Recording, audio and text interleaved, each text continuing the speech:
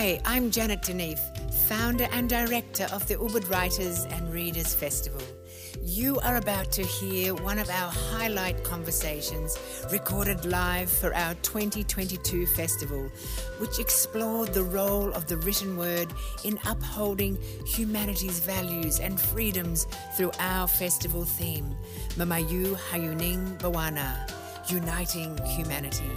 So please settle in and let the magic of our 19th festival continue.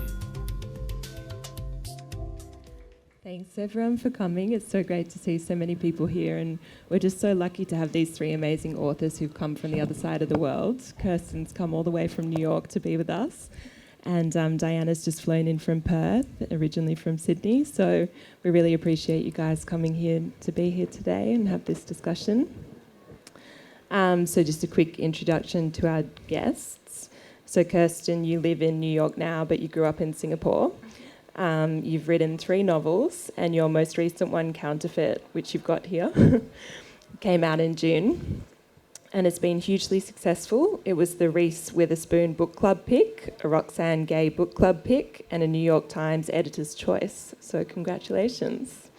You've had the rights to the book optioned by Sony Pictures, and I hear you have 2 more books on the way. That's right. Ramaida, you completed your doctoral studies at the University of Hamburg this year, so congratulations for that. Thank you. And you're a lecturer in Indonesia at the Faculty of Humanities at Gadjah Mada University, where you teach literature. Yes. I really loved your 2011 novel, Jada Sabah, which you wrote when you were 22, which I just think is incredible. Thank you. And more recently, in 2019, you had another novel called Tango and Sadaman. Yes. So well done. Thank you. And finally, Diana, you're based in Sydney, like me. You wrote your first novel, Love and Virtue, during the pandemic, and probably didn't expect what a sensation it would become.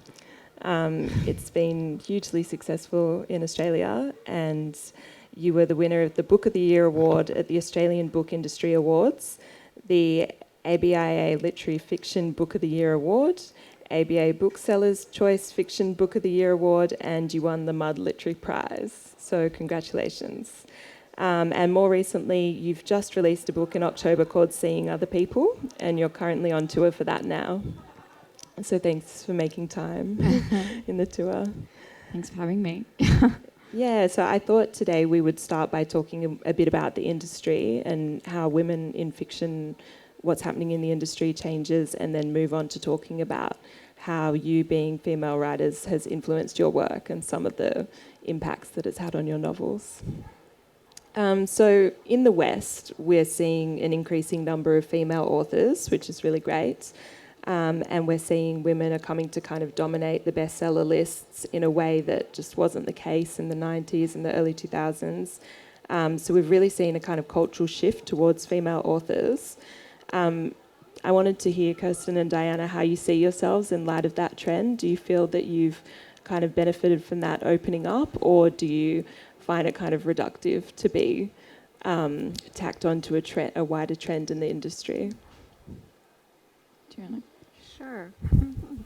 That's a big question. How do I feel about it? Do I feel like it's a trend? I mean, it's hard to say it's a trend when 50% of the population roughly 50% of the population are women. I feel very grateful with the immense response that this particular book has had. I think it's sort of an adage, if you will, in U.S. publishing that book buyers are mainly women, and that book clubs are incredibly influential, and those tend to be women-centered. And so I think for that reason, women writers have dominated the bestseller lists, and we are widely published. That being said, I think that if you look at the prize lists in the US and in the West, those are still dominated by men. And so it's this kind of double-edged sword where having great commercial appeal paradoxically can make you seem less qualified for the prizes. And there is still a phenomenon of so-called women's subjects. And so I think, domestic novels, novels about relationships, novels about motherhood, those are sometimes seen as kind of softer topics that aren't necessarily prize-worthy. And so, look, it's a great time to be publishing. I'm very grateful to have the career that I have, but I do see the discrepancies. And just to interject there, you wrote a novel about the handbag industry. So were you conscious of that when you went into it, that it might be perceived as kind of light subject matter? But then you've gone on to win all these literary prizes for it. Yeah, absolutely. I'm so grateful that critics gave this book a chance because my novel Counterfeit, it's centered on the counterfeit luxury handbag industry, and it's a little bit of a crime caper. It's a little bit commentary on late-stage capitalism, consumerist culture, the model minority myth, race in America. But all of that can be overpowered by fashion, crime, the kind of glittering stuff.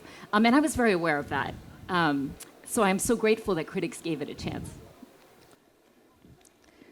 Diana, do you want to speak a little bit to that first question, which was, I mean, a lot of people have said that Sally Rooney coming into the industry created this big kind of phenomenon around young female writers, and I know that your work has sometimes been compared with hers because it's about young creative women in the city.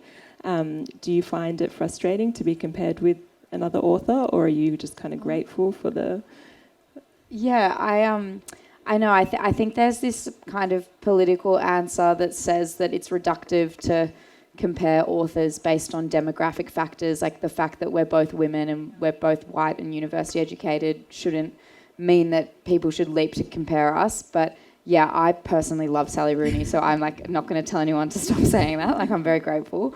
But I also think I am sympathetic to the fact that obviously books are works of art, but they're also products for sale. And as a reader, if I go into a bookstore and I say, oh, I liked this, I want something similar, I do think it's helpful if a bookseller can give you a comparison. And I think we're all mature and we like realize that it's apples and oranges and we don't think they're selling us the same book. We like take it as it's intended, which is a loosey-goosey kind of, these things exist in a similar space or they explore similar topics, not that like all women are the same and they all write in the same way. I do agree with what Kristen said, though, about the kind of women have so much commercial success, but that sometimes they can be kind of, the topics that they write about can be treated less seriously. And someone made the point, I was like listening to some podcast and they made the point that when Jonathan Franzen, for example, writes a family drama, then critics will immediately be like, oh, this is a book about the state of our nation. And they will kind of give it the benefit of the doubt that the relationship stuff is just the surface and that there's so much more going on underneath. And I do think that when it's a female writer, especially in the space that I try to write in, which is like loosely kind of comic, I think that people are less willing to like do the intellectual work to find out what the work is getting at under the surface, and they just say, oh, it's a fun book about young people or whatever, and maybe that's just because sorry, I'm not saying that that's an incorrect reading, but I just think maybe people I think maybe people miss like the other levels that those books operate on. And when we were talking about this reminder, you said that in Indonesia there's a lot of that similar backlash, and one phrase that they use for it is scented literature. Yes, or fragrant literature. Sorry. I just looked out there, fragrant literature. Yes, I think I see the same phenomenon about this trend in Indonesia, especially if you can see in this festival. This festival can be done perfectly without hands or works of some women writers or activists behind it. But of course, we still have many challenges. For example, our writing is oftenly localized to a certain genre, as Kirsten already mentioned. For example, in Indonesia around 80s, so many women writers are very popular up till now, but they wrote popular literature with the domestic problem and etc. And then in the beginning of 2000s, women writers tried to write outside this place that critics have provided. For example, they talk about politics, they talk about social problem, and mostly they talk about their self, their body, their sexuality. And at the time, they got labeled so fast as a part of fragrance literature. So it is, of course, it has, of course, a negative tone or condescending tone. So it means that women can do really write this kind of topics. So I think that's the other challenge. And up till now, of course, the publisher or the publishing industry still is dominated by male. So I think that's the most important challenge that we have to deal. So you're not seeing the same trend of an increase in female authors in Indonesia that we're seeing in the kind of Anglo publishing space? Yes, we are increasing, but we have to say in the bigger level who make us increasing. I think it is still under control by the industry that still also controlled by male. So I can say it's partially going better, but we have to struggle more. I think.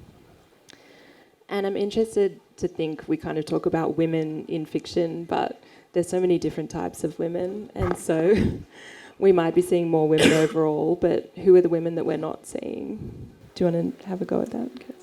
Yeah, I'm sure. I mean, we talked a little bit last night when we were just chatting about intersectionality, and I think, if you look at the bestseller lists in the US, they are predominantly white.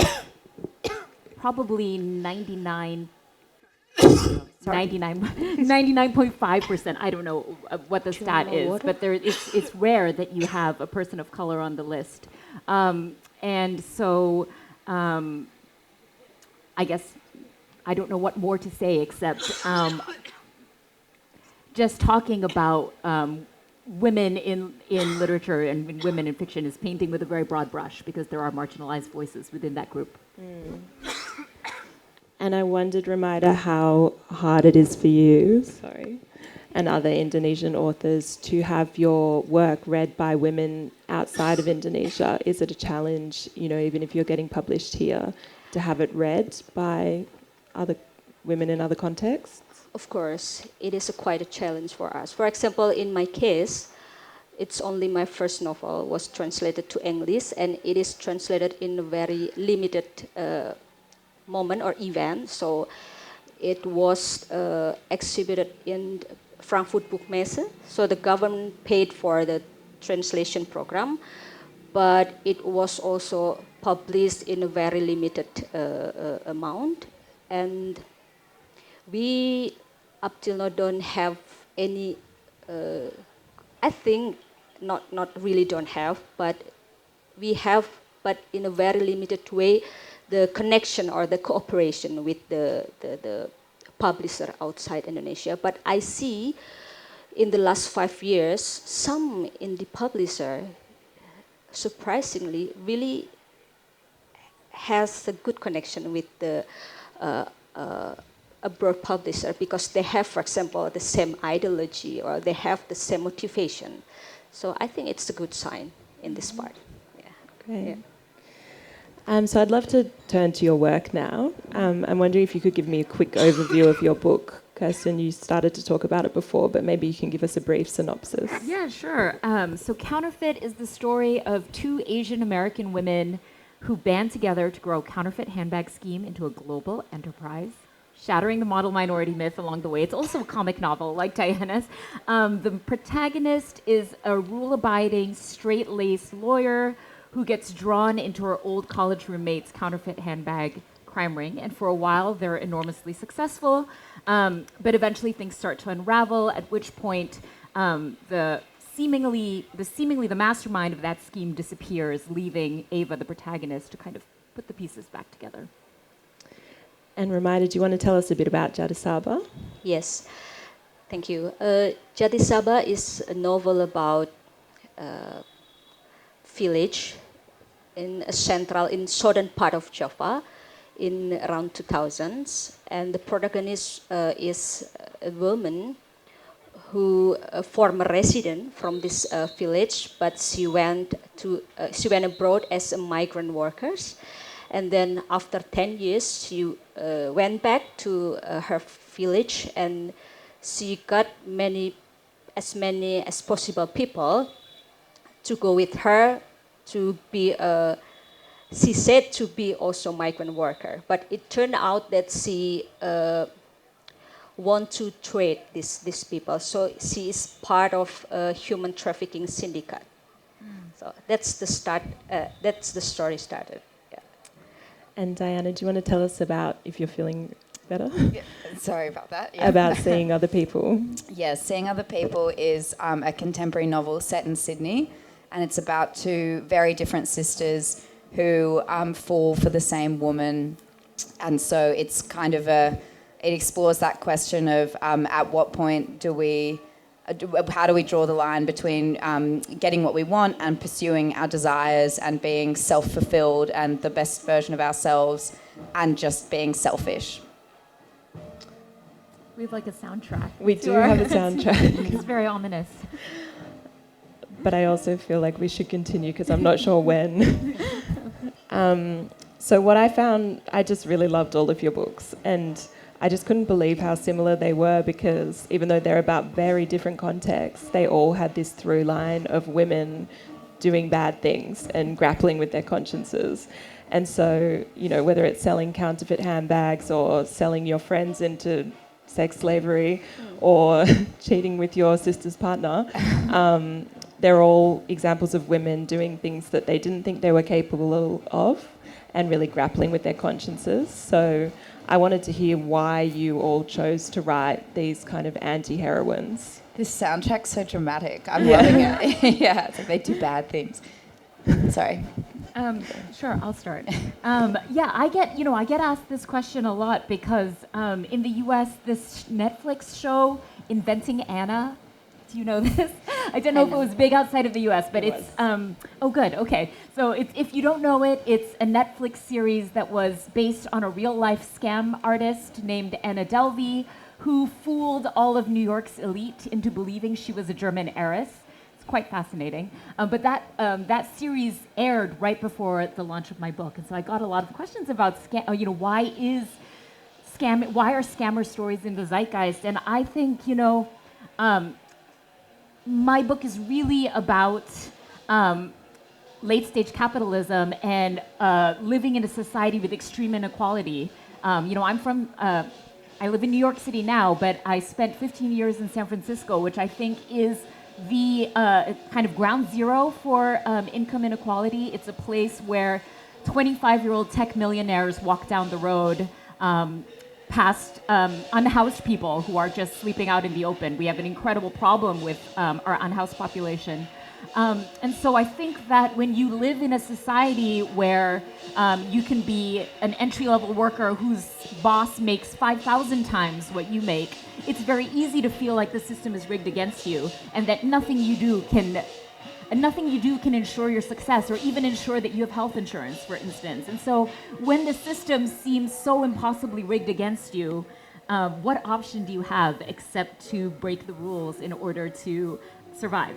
And that's not exactly what these characters are doing, but I mean, I think that that's one of the dynamics at play is how do regular people survive in a society that functions with that kind of inequality? Yeah, so I think I have to mention it here, but this character was forced to do that. So she was forced to do this action, and then she has no choice at that time. But the most important thing is that it is not only the story of the story of this woman.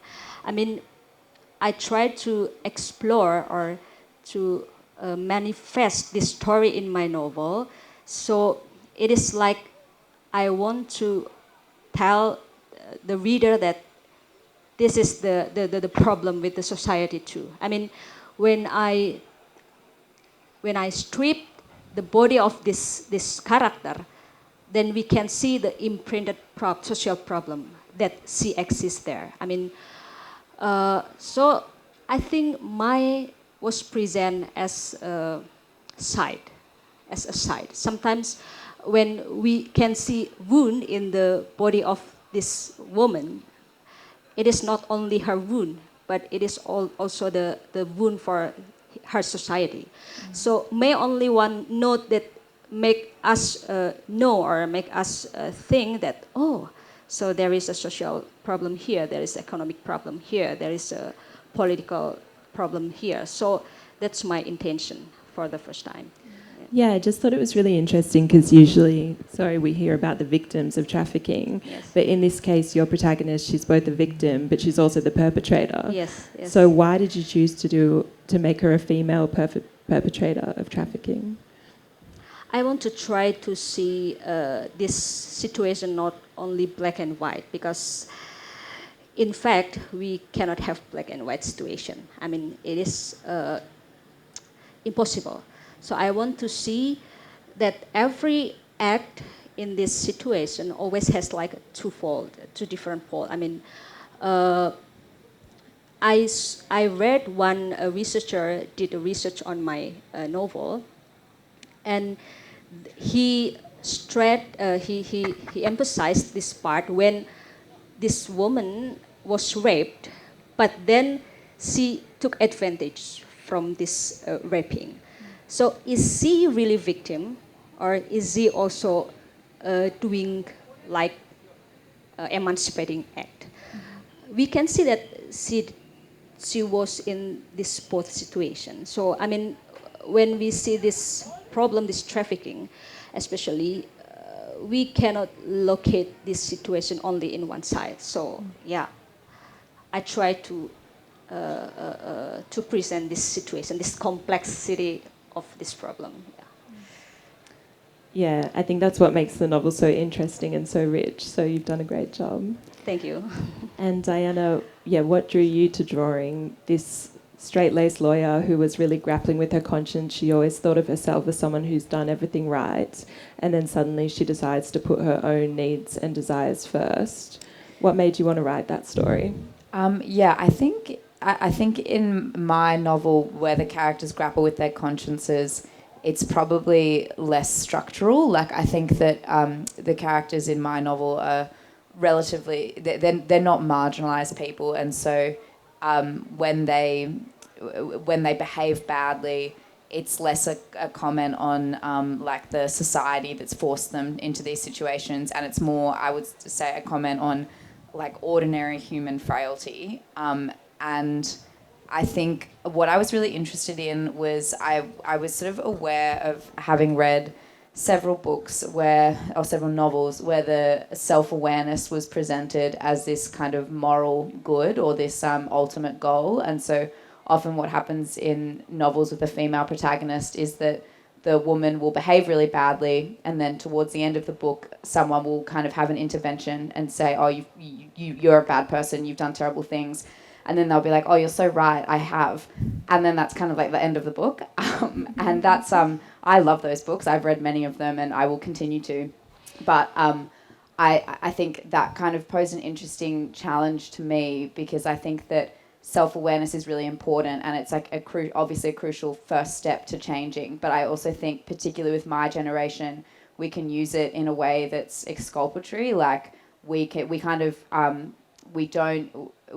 sort of use self-awareness as a way to just get ahead of criticism almost. So rather than changing, we say, oh, I've got these flaws, but I recognize them, so it's okay. Or, I did this, but that's my toxic trait, ha ha ha.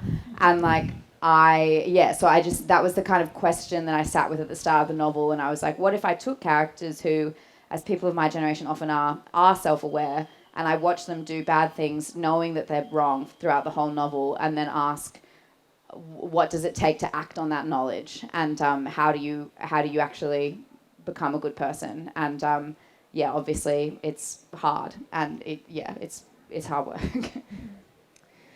And so, Kirsten, you've written that one of the reasons why you wanted to write about these Asian American women doing bad things, to put it very simply, is to counter the model minority myth. Can you tell us a bit about what that is and what you were doing there? Yeah. So the model minority myth, it's a phrase that we use very often in the U.S., but I know that it's not always used in the same way or used at all outside of that. So it's this idea that a particular minority group is in the U.S. It's often East Asians. East Asian immigrants are held up as submissive, hardworking, rule-abiding, and there's this idea that they have gotten ahead in society because they work hard. And often when you describe that myth, people say, well, that sounds pretty good. What are you complaining about? Which I acknowledge. It does sound like those are positive traits, but I think that the insidious part of this myth is that it is often used in order to put down other minority groups. So in the US, oftentimes people will say, look, the East Asians have pulled themselves up by their own hard work. So if your particular group cannot do that, it's because you're lazy, or it's because there've been many, many racist things that have been said about that. But it's used to pit people of color against each other. So that's one big problem. The other problem is that it erases differences within the East Asian community. So there is this idea that all East Asians are professionals, upper middle class, do well in school, and then people get left behind because when you paint with a very broad brush, then you don't see the nuance. And so those were the things that I was really thinking about when I was working on this book. The other insidious thing about the myth is that when it is useful to society, East Asians are held up as exemplary, and the instant they're no longer useful, they're discarded. And we saw that in the pandemic when East Asians immediately morphed from model minority to a contaminated group of people responsible for spreading the Chinese flu, as our former president termed it. So that is kind of the myth writ large, is, once you're no longer useful, you're turned into a threat. And so that was what I was really thinking about in this book, because on the surface, the two protagonists very much buy into the myth. And that's another reason the myth is so dangerous. It's so alluring that even the people who are the victims of it buy into it. And it's through a series of circumstances that they see the flip side of it and set out to change their lives. Mm. Yeah, you have this moment where Ava is like, well, I've always been the good daughter and I've gone to the right college, got A grades and done everything by the rules, but here I am, I'm miserable and I'm going to find a different way. So yeah, it's quite exciting, her kind of evolution as a character. And so what was the reaction to having two Asian American women as your protagonists? Did you face any kind of backlash, or did you get a lot of positive feedback from readers? I mean, one of the things that I heard from Asian Americans in particular was how refreshing it was to see Asian Americans behaving badly in a way that is not redemptive, to Diana's point. They're not people, you'll have to read the book to find out what happens, but they're not people who have this kind of awakening and they kind of denounce everything that they've done. It didn't occur to me how rare it was to see that in fiction, that people of color are allowed to be criminals just like the, white people and just like other races. And I was thinking a lot about how our society defines these sort of noble criminals, these kind of Robin Hood characters. Who is allowed to be a criminal? Who is allowed to be a noble criminal? Who's seen as a heroic outlaw and who is seen as just an outlaw? I think there's so much to interrogate there. And it was one of the really fun things of writing a book that falls into that crime caper genre. Mm. So Diana, I wanted to ask you about your latest book. What I really loved about it is that the love object is a woman, and you set up this love triangle between three women, but it's not a big thing. It just is, and they don't comment on it being unusual. It's just the center of the story, but it just is, and I found that really refreshing and wonderful. What made you decide to make that love triangle all women? It was always Yeah, so it was when I conceived of the idea for the book, it was just always three women. So I knew I wanted to write a book about like where we draw the line between selfishness and self-love or self-fulfillment. And then when I thought of the idea of two siblings falling for the same person, that seems like a very good way to dramatize it, because that's a dramatic situation where getting what you want requires hurting someone close to you. So it kind of requires being not like the perfect version of yourself. And it just never occurred to me that that the love interest would be a man. And I think maybe that's just, yeah, I don't know why it didn't occur to me that way. I think maybe I just had an instinct that was less interesting to have like a book whose plot is structured around a competition for male attention. Yeah, I guess that just was never interesting to me. And then I think the way that we've chosen to market it and what we did with the editorial process kind of reflects that, which is that I didn't sit down to write queer literature. Like I had an idea and I had a dramatic situation, and it just happened to be the case that the characters in that dramatic situation were all women. And so we haven't marketed it as queer literature. Like, and I think that's something that I'm, I guess, quite passionate about, and I was quite firm on from the start, because I wanted it to be a novel that is about people and their individual characteristics and the complexities of their relationship, and not. I didn't want their queerness to be framed in terms of like oppression, or and I also didn't want it to be kind of snuck away into a genre that's like just for queer people or just for people who are interested in that, because I think that queer relationships are human relationships and we should all be interested in them just by virtue of being human. And it's been really nice. Like I've just been on a tour and been going into a lot of bookstores, and so many people say to me, oh, I didn't realize it was queer. And I read it and was like delighted. So that's nice that we're like sneaking it in and no one's objected yet. So that's good. I guess they wouldn't tell me if they were like, I realised it was queer and stopped. They would probably just keep that to themselves. And not come to your book launch. And not come, yeah. So maybe that has happened. But anyway. But even the fact that your publisher backed you on that is impressive. Yeah, they were very aligned on that right from the start. Yeah.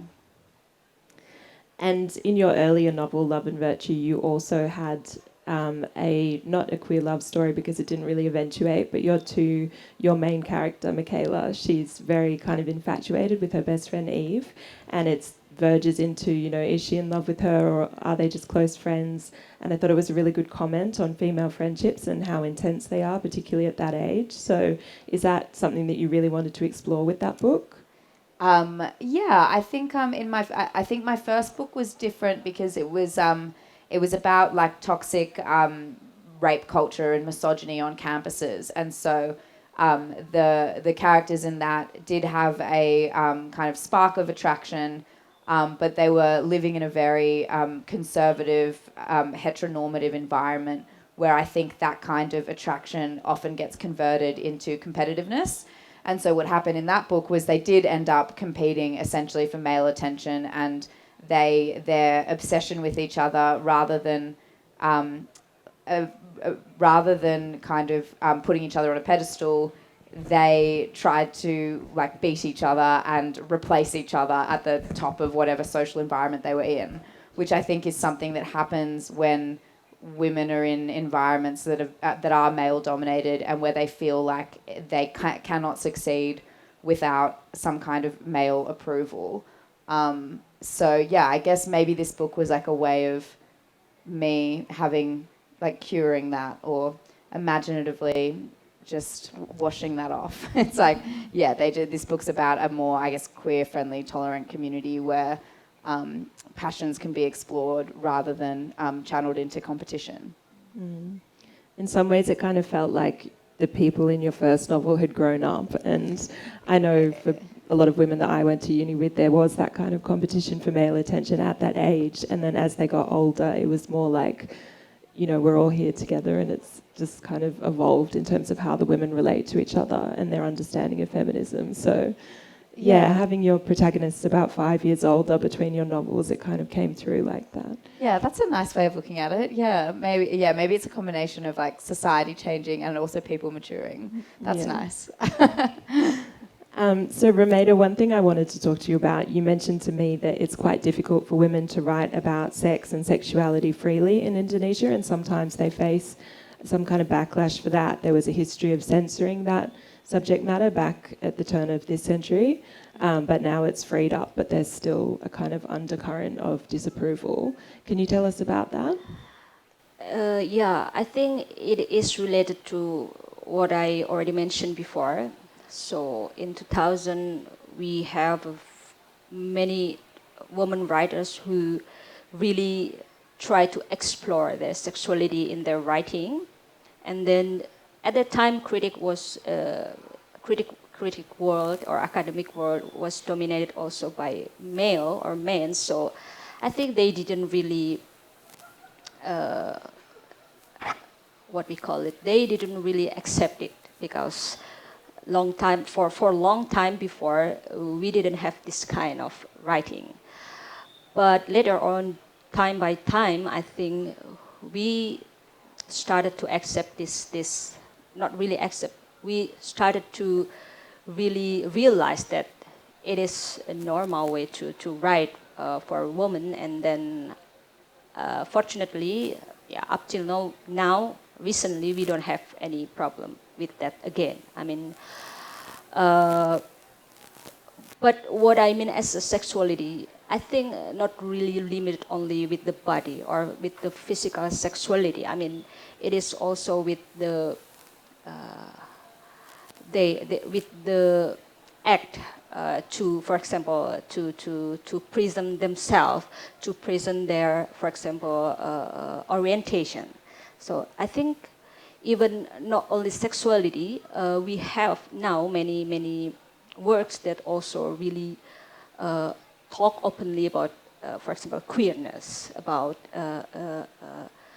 non-heteronormativity. And I think it is really a good direction for Indonesian literature.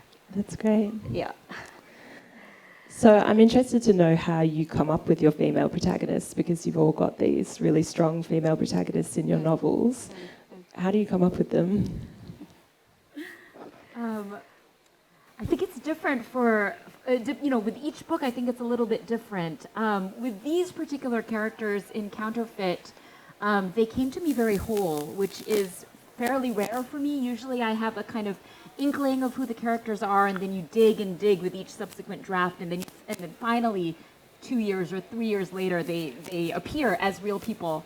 But I think with these two particular characters, Ava and Winnie, they're kind of in the sweet spot for a fiction writer where I can relate very much with them, but also am different enough from them that they spark the imagination. And so like Ava, for instance, on the surface, I look like a model minority. I went to a good school and got really good grades, and I became a writer, which is not the model minority. But other than that, I kind of checked off the boxes. But unlike Ava, who grew up in a predominantly white upper middle class community, I grew up in Singapore where everybody looks like me. And there's, and so I have a very different background. I didn't grow up with that insecurity of always having to assimilate. And so I think for me as a fiction writer, the kind of most fruitful spot is when I can immediately see who the character is, but also have to stretch my imagination.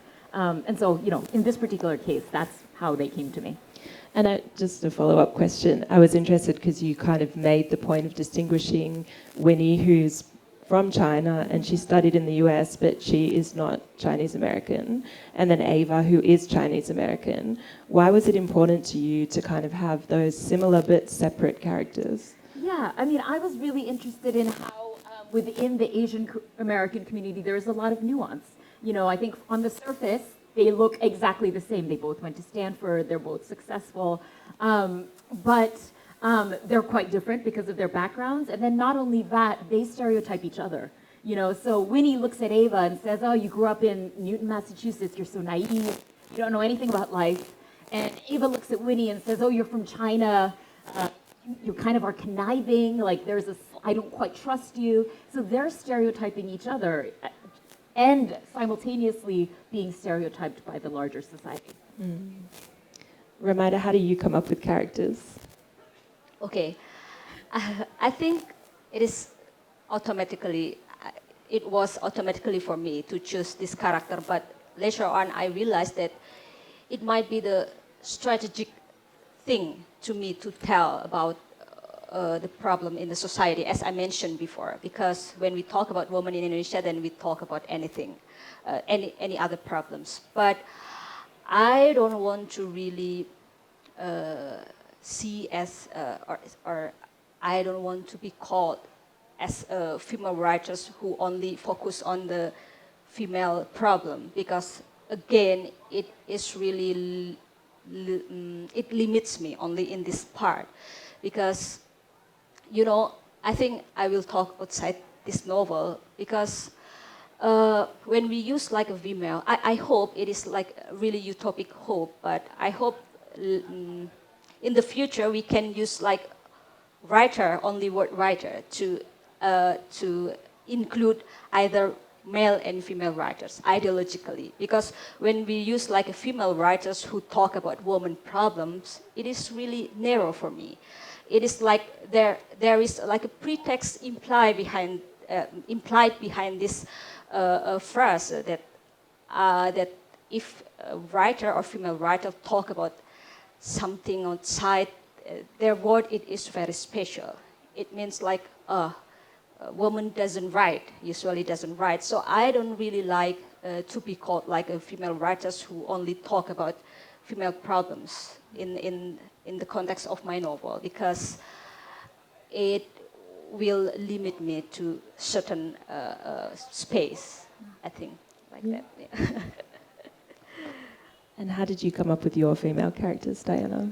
I think with my characters often start as they start as like representations of an idea or a theme that I'm trying to get across, and then so I kind of start with knowing what I want them to do in the novel before I know who they are, and then I really related to what Kristen said about often like the more work you do, the better you get to know them, and for me that's definitely the experience. So often I, like, for example, start the book more judgmental to some than others, and then that depends on like what my personal opinion is on the topic I'm trying to interrogate.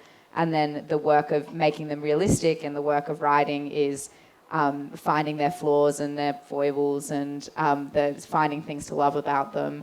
And I think that's like, I think that's a nice metaphor, because I also think that,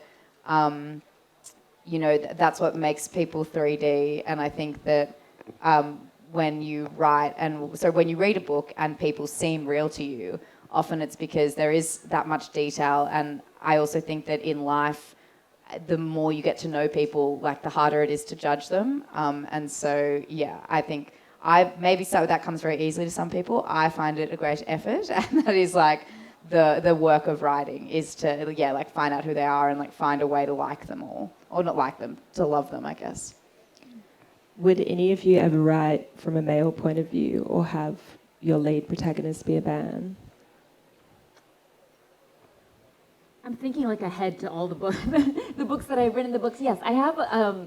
I've written. My last book had 5 main characters, 2 of whom were men, one of whom was often described as the villain of the story, and actually ended up being the character that I loved the most. And I think often about how it's similar to what Diana was saying about how it's hard to judge people when you know enough about them. I often think about point of view and how nobody is the villain of their own story. So the instant you give the villain a chance to tell their story, they're no longer the villain, they're the hero, right? We're all the heroes of our own stories. And so that's a kind of long-winded, circuitous way of saying, yes, I would absolutely write from a male point of view, and I don't think of it as much different from writing from a female point of view. And it's really just what is the story that I'm trying to tell that drives that choice. I have written some short stories who have like a male as a protagonist, but I agree with Kirsten. Sometimes I didn't realize too. I mean, I don't know really what kind of voice is behind this protagonist, but sometimes I do like I tried to do it. I don't know if it is successful or not. Like deconstruct this protagonist. So I hope this male will be like this, will be like that. But I'm sure that I cannot do it completely because there is always unconsciousness behind me that also guide me when I write.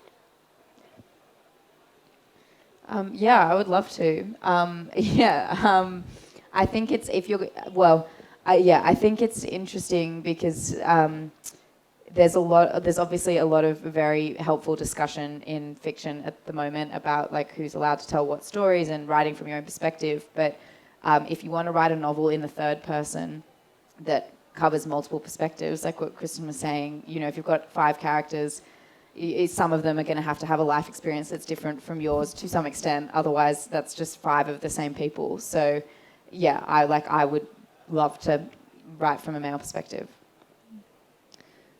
We might throw to some questions now. Does anybody have a question? No. Yes?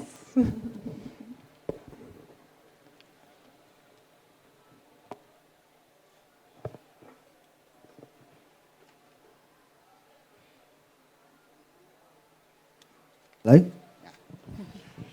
Thank you for the talk. I've got a question about this story I'm writing.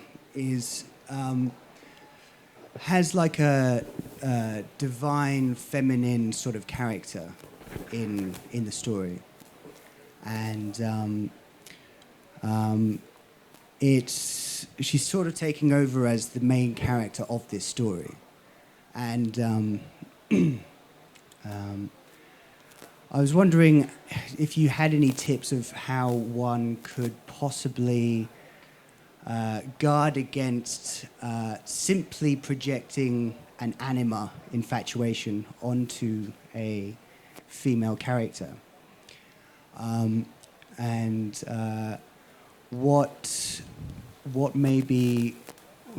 a dumb boy might be missing as characteristics of this character.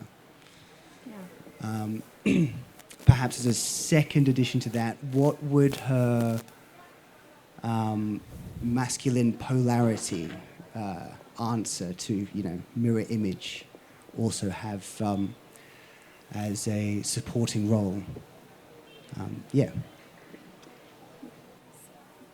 It's hard to answer with specifics having not read your story, but I do, I think something that perhaps would be more general is to get some really good first readers, and to really get some women first readers, and to really err on the side of taking their feedback, even if you're resistant to it. And I went through this with this book. There's Ava is a mother who is parenting a very difficult 2-year-old, and I myself am not a parent. And that was one of the things that took many, many drafts to get right. And I'm so fortunate that all my first readers, my first reader, who is my closest friend from grad school, my agent, my editor, all of them are parents. And so anytime they gave me a note, I took it because I'm not an expert in this field. And I remember, this is a side note, that I gave this to this friend of mine, and her note to me was, Kirsten, even the most difficult children have moments of sweetness. And I thought that was a fantastic note because it told me that my child was a caricature and that I had made him a device in this story and that all he was doing was creating obstacles for the protagonist as opposed to existing as a person. But that's just a long-winded way of saying find some good first readers, and then even if you think they're not quite right, listen to the feedback anyway. And so I think just knowing that you're not an expert at it can be really helpful. Even if you end up, down the road changing things and doing things differently from what they said, I think it's really helpful to approach it with a really open mind.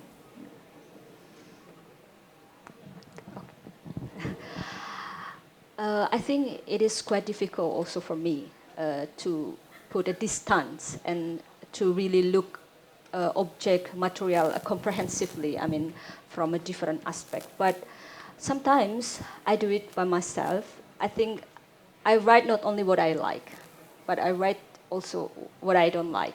Because it helps me to see something in a very distance. Then we don't really get involved emotionally. And at that time, we can see something really in the, what we call it, in the equal situation. I mean, in the proportional situation. That's only my experience. Oh, yeah, I think that's both great advice. I don't have anything to add. Any other questions at the back?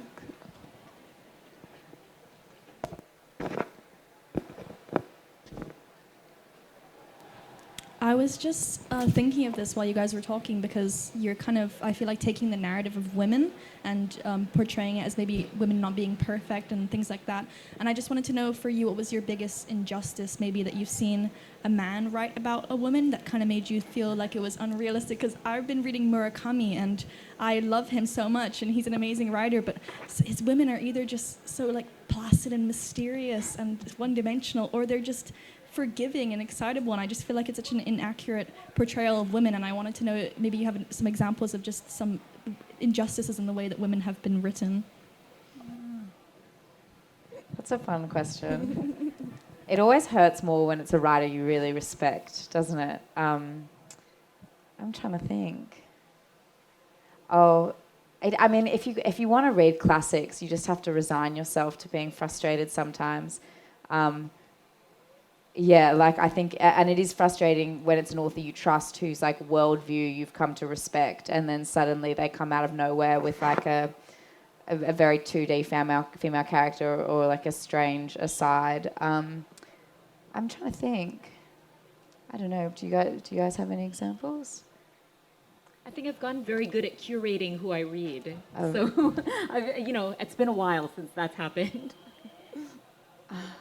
I don't have any idea. I'm trying to think. Yeah, I was reading. I can't remember what. I think I was reading like an Evelyn Waugh novel or something, and the sort of the writer, like not one of the characters in dialogue, but the sort of omniscient narrator described a woman as being like the perfect wife because she was docile, and I was just like, oh, that's such a shame because I love you and I love your writing, but yeah, I think I just don't get too frustrated by it is the answer, because it happens all the time. And I also think that I don't really read novels to see the world as I would like it to be reflected back to me perfectly. I like read for many other things. So if the book's well written, I can cop some like casual sexism, especially if it was well written hundreds of years ago. Like you can't really blame people for the way that they were raised to see.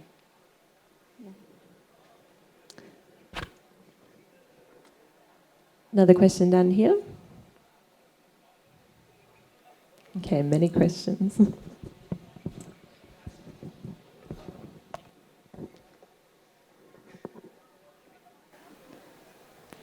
Can you hear me? Yes. Mm-hmm. Cool. So I feel like all three of you are very strategic writers. What is the purpose of literature to you?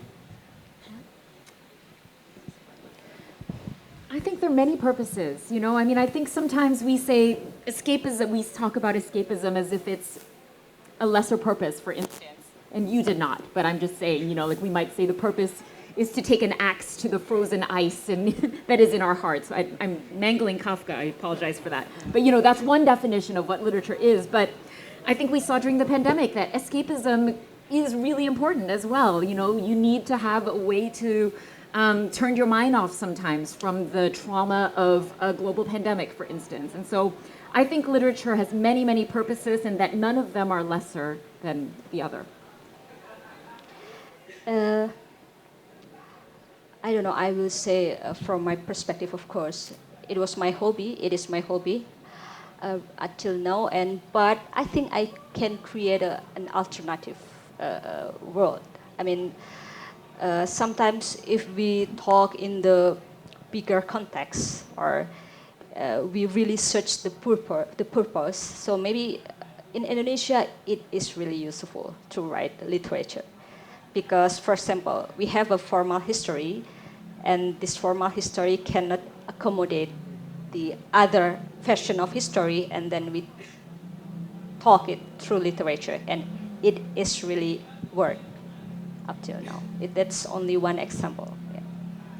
Yeah, I think about this question a lot because I'm very conscious that because as you pointed out, thank you. I try to be strategic, and I'm conscious that the novel is not the most popular art form in this day and age, and so I always think like, why novels? Like, why is this not a screenplay, or why is this not why isn't this a TV or a film? Like, why do we still have this particular mode of storytelling as opposed to other ones? And I think that for me, the novel and literature in particular is still the only means that we have in art of really getting inside someone else's head. And I think that is just so... I like can't understate how profound I think that is. Like, I almost can't talk about it without being a wanker, because like... in our whole lives, we will only ever experience the world through our own eyes. And so to be able to try to see it through someone else's is such a noble aspiration. And to me, that is one of the beautiful things about being alive and being human, is that we're all striving, and that's what intimacy is, you know? It's like trying to see that person well enough that you can see, like you can know what's in their head and you can see through their eyes. And so... yeah, I think for me, novels will always, and literature will always have that as its, if not the main point, the point that is at least unique to that medium. One more question.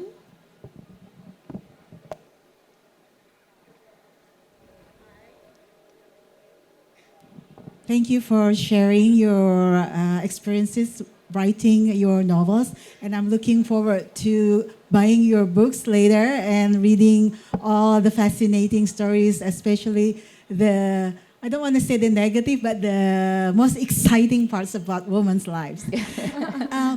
When you began writing your novels, I'm wondering, did you already know how your novels would end? And how do you know that you have to stop? This is the end. Because even me as a reader, when I'm reading a novel, if it's really good for me, I just keep reading and reading and reading, and finally when the end is like that, whoa, this is not what I expected. And how do you write your novels? Do you know how it would end? And when you write, because it's your hobby, just like you said, that how do you know that I have to stop? I cannot keep writing. And I cannot keep escaping from the pandemic just by writing, because I have to make money, for example. Okay. So that's my question. Thank you. For me, and I know it's different for every writer, but for me, I always know when I start a novel how it's going to end. I always know the beginning and I always know the end. So you would be surprised that it still takes me 5 years to write each book, and that's because a lot of it is just figuring out how to get from A to B. It's almost like, I think of it as almost like a board game where I'm trying to get to the end, and there's kind of 50 different ways or 100 different ways that the character could get from A to B, and I have to figure out the exact right one. And oftentimes I think the ending has to do with theme for me. So when I figure out what is the heart of this book, so for instance with this book, the heart of this book is 2 women subverting the model minority myth. And so that to me, because I knew that was what I was writing toward, I knew when it had to end once they had done that.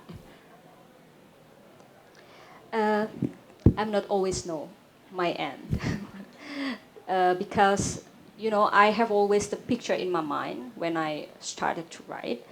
But picture is mostly about the topics. I mean, I want to write about women who do this in a certain place, in a certain time.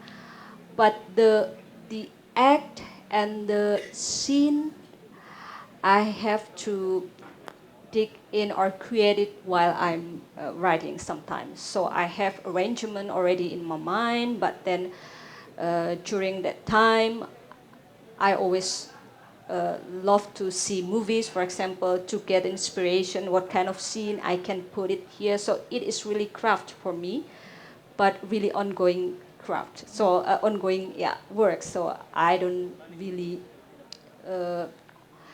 always have like a the imagination or the picture of my ending in my novels? Yeah, I feel like I'm in between you two. I always know, I always have a vague idea for where I want the characters to end up, like in their lives. So, and that comes from the fact that because I start the novel with an idea I want to explore, and I know what my personal take is on that idea. So that kind of gives me an ending. So, for example, with this book, I knew which of the two sisters I wanted to end up with the woman that they were both in love with, but I don't write the last scene, and how that ending plays out specifically is always the last thing I write. So I have to like do all of the other work before I can picture exactly how that arrangement is going to be presented to the reader.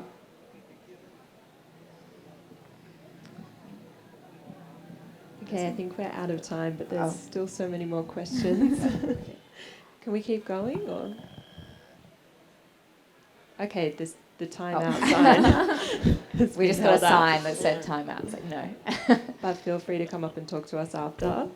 Thank you all so much for coming. It's been such an interesting discussion, and we're so grateful to have you here. And yeah, big clap for our authors.